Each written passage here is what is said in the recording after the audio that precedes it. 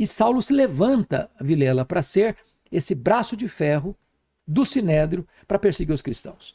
O Novo Testamento dá 2 exemplos ou 2 figuras para ele. Primeiro, ele era uma fera selvagem. Essa palavra está lá em Atos 9:1. Ele respirava ameaças e morte contra os discípulos. Ele era raivoso. Raivoso. E essa palavra é a mesma de uma fera selvagem que salta sobre a sua presa para devorá-la. Mas ele usava da violência ou só das palavras? Da violência, por exemplo. Está escrito que ele entrava nas casas e nas sinagogas e arrastava os cristãos, homens e mulheres, e encerrava-os na prisão. Está escrito que ele assolava a igreja de Deus. E mais do que isso, está escrito que ele não só assolava e devastava, mas ele exterminava. Matava. Matava, ele era um assassino. E não só um assassino assim de um ou outro, não. Porque quando o Estevão, o diácono da igreja, foi martirizado, ele estava lá, consentindo nisso e guardando as vestes dos apedrejadores. Mas está lá em Atos 22, versículo de número 10, que ele encerrou muitos dos santos em prisões. E contra esses muitos dava o seu voto quando os matavam. Então ele foi um serial killer. Ele mandou matar muita gente. Ele tinha as mãos cheias de sangue. Perseguidor de cristão. E ele não só matava. Lá no Atos 22:11 diz que por todas as sinagogas ele entrava e batia nos crentes, forçando-os a blasfemar. Então é perseguição física e psicológica. Então ele era uma fera selvagem, né? A segunda figura que ele... Eu não tinha essa visão do quanto ele era... Cruel. Ele era cruel, crudelíssimo. E aí tem uma segunda figura que ele era também um touro indomável. Essa figura está lá em Atos 26:14, quando o próprio Jesus aparece para ele em glória, no caminho de Damasco, ele estava indo prender os cristãos, joga-o ao chão e diz: Saulo, Saulo, por que me persegues? Dura coisa te é recalcitrares contra os aguilhões. Traduz pra gente. Traduzindo. O que Jesus está dizendo é o seguinte: quando você persegue os cristãos, você está perseguindo a mim. Porque se a igreja é o corpo e Jesus é o cabeça do corpo... Qual é a segunda parte? Qual é a segunda parte? Dura coisa te é recalcitrares contra os aguilhões. O que quer dizer O que significa isso? Aguilhão é um instrumento para amansar boi bravo. Sei. Até hoje. É o aguilhão, um ferrão. Tá. Então, o que significa isso?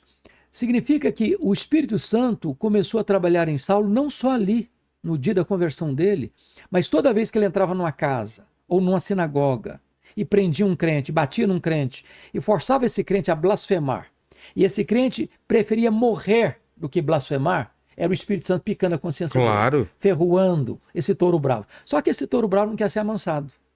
De repente, o domador de touro bravos brada desde as alturas, joga-o ao chão e diz: Saulo, Saulo, por que me persegues? Dura coisa te é recalcitrares contra os aguilhões. Ele caiu já transformado, já convertido.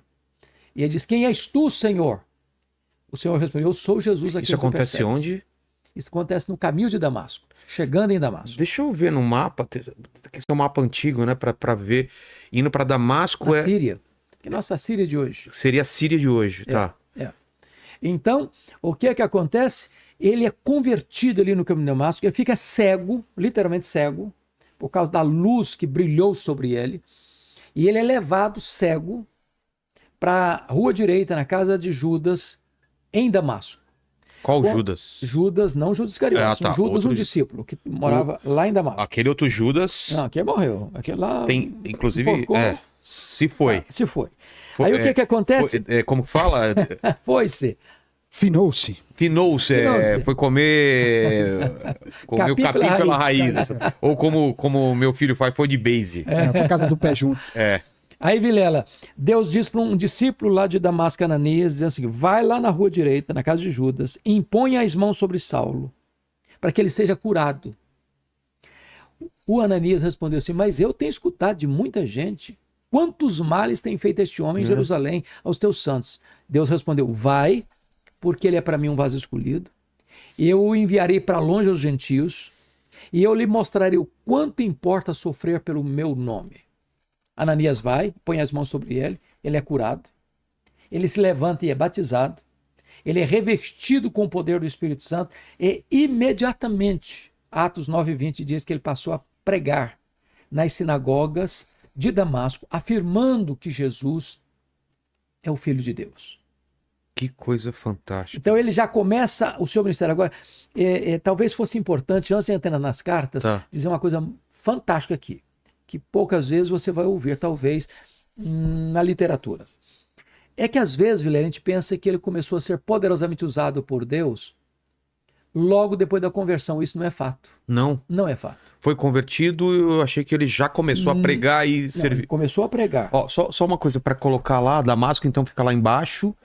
Aqui tá onde está Israel hoje em dia, Jerusalém tá para lá, né? Jerusalém tá ali mais pro norte, a Síria mais pro norte, Israel tá mais embaixo ali, no mapa.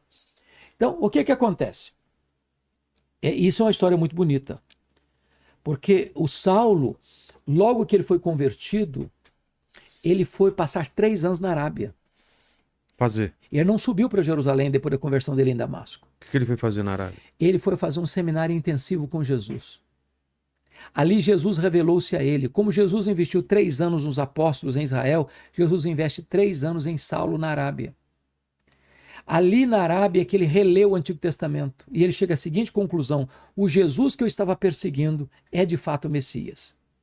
Convencido desta verdade, diz Gálatas 1,18, que ele retorna outra vez para Damasco e agora diz Atos 9,22 assim: Saulo mais e mais se fortalecia, confundindo os judeus, demonstrando que Jesus é o Cristo. Há uma diferença entre afirmar que Jesus é o Filho de Deus e demonstrar que Jesus é o Cristo.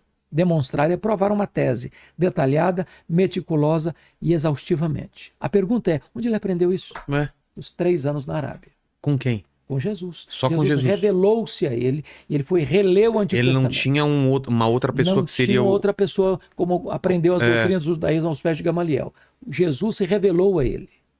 Então, o conteúdo doutrinário que Paulo vai passar nas suas cartas, ele as recebeu por revelação direta do próprio Senhor Jesus. Agora, quando ele chega em Damasco de novo, Vilela, e provando que Jesus é o Cristo, eles quiseram matá-lo. Os judeus quiseram matá-lo. Ele teve que fugir de noite. Com alegação de traição? O quê? Com alegação de que ele está traindo a religião judaica.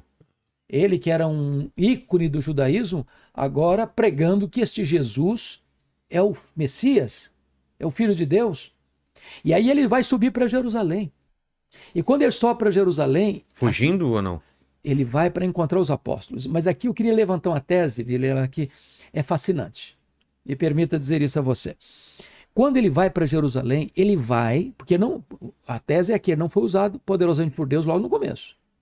Então, quando ele sobe para Jerusalém, ele sobe com a seguinte intenção. Mas o pessoal perseguia ele por quê? Porque ele já falava de Jesus, o pessoal via a conversão dele. Ele viu a conversão dele, ele provava que Jesus era o Messias.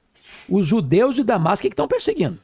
Todo mundo sabia. Todo mundo sabia. Agora ele está saindo de Damasco, subindo para Jerusalém. Certo. Subindo para Jerusalém. Quando ele chega em Jerusalém, na cabeça dele, ele ia ser o grande líder do cristianismo. Por 2 razões. Primeiro, porque os apóstolos de Jesus eram galileus. O que é Galiléia? Galiléia é o norte de Israel. Não era... A Jerusalém fica na Judéia. Sei. Então, eles... Galiléia era uma região... como uma região menos importante? Menos importante, uma região mais agrícola, uma região mais rural. Sei. Povo de segunda... Pessoas mais simples. Pessoas mais simples. Então, ele pensou assim, esses galileus aqui na Judéia não vão conseguir nada, porque eles eram recebidos com preconceito aqui embaixo, aqui em Jerusalém, aqui na cidade de Jerusalém. Segunda razão. Os apóstolos de Jesus eram iletrados. E Jerusalém era a capital intelectual da teologia. Ele pensou, esses camaradas, além de galileus, são iletrados, eles não vão conseguir nada aqui. E ele pensou, eu tenho um bom currículo, eu tenho um melhor preparo, eu sou o cara para liderar a igreja aqui em Jerusalém. Quando ele chega lá, diz Atos 9:26, que nem recebido foi. Bater a porta da igreja na cara dele, porque acharam que ele estava sabotando a fé, acharam que ele estava se infiltrando para perseguir a igreja. Foi Barnabé que recebe Saulo, introduz Saulo aos apóstolos, os apóstolos o acolhem, e agora então ele tem livre trânsito na igreja de Jerusalém. O que acontece? Os helenistas, judeus nascidos fora de Israel, resolvem matar Paulo. Agora em Jerusalém. E fazem um voto de anátema. Que vão matar Paulo. O que é um voto de anátema? Nós preferimos ser malditos a não matar Paulo. Eles querem matar Paulo. Ah, é? Eles querem matar. Como aconteceu depois lá na prisão dele em Jerusalém mais tarde. Então o que acontece? Os membros da igreja se reuniram, os discípulos disseram assim: João Paulo, você tem que ir embora daqui. Você não pode ser nosso pastor, não. Só que ele não saiu. Ele não foi embora. Lá em Atos 22, versículo 17, diz que o próprio Deus apareceu para eles: vai embora. Ele foi mandado embora pelos membros da igreja e pelo próprio Deus. Sabe o que aconteceu? Ele não foi. Não foi. Ele arrazoou quando disse: não. Eu persegui a igreja aqui. Quando se matou Estevão, o testemunho estava presente. Sabe o que está dizendo, trocando em miúdos? Ô Deus, o senhor não pode cometer esse engano, esse equívoco. Eu sou o cara. Se eu sair daqui, essa igreja não vai para frente. Você estava se achando. Ele está se achando. Só que Deus não mudou. E Deus diz: vai. E ele não foi. Quando você volta para Atos 9:30, os crentes se reuniram e o levaram até o Porto de Cesareia. E de lá o mandaram de volta para Tarso. Para aquele cara que se achava insubstituível, Deus está dizendo o seguinte: ô camarada, se você acha que eu preciso de você, você está muito enganado. Então faz o favor, arruma as malas e volta para casa. Sabe quanto tempo ele ficou no molho na cidade dele, em Tarso? 10 anos. O quê? 10 anos. No esquecimento, no anonimato, longe dos holofotes, longe das luzes da ribalta. Deixando a poeira baixar. Deixando a poeira baixar. Deus estava tratando com ele, para ele aprender uma verdade que vai ensinar depois na segunda carta aos Coríntios, a doutrina da nova aliança. Mas o pior não aconteceu, não. Atos 9:31 diz que no dia que ele arrumou as malas e foi embora da igreja de Jerusalém, a igreja passou a ter paz e passou a crescer. E por quê? Qual que é a explicação? Qual a explicação? O camarada, não era a hora. O cara achava que aqui, se eu sair daqui, nada vai funcionar. E Deus está mostrando para ele: olha, você vai embora e a igreja vai ficar melhor com a sua ausência do que com a sua presença.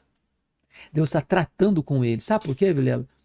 Deus está mais interessado em quem nós somos do que no que nós fazemos.